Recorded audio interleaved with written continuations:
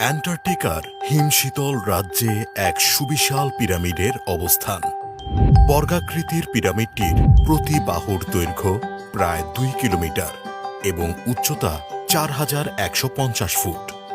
সুবিশাল আকার আর অসাধারণ আকৃতি ইতিমধ্যে এটিকে অত্যন্ত বিখ্যাত করে তুলেছে। কিন্তু দক্ষিণ মেরুর এই শীতল মরুভূমিতে পিরামিড কিভাবে তৈরি হলো?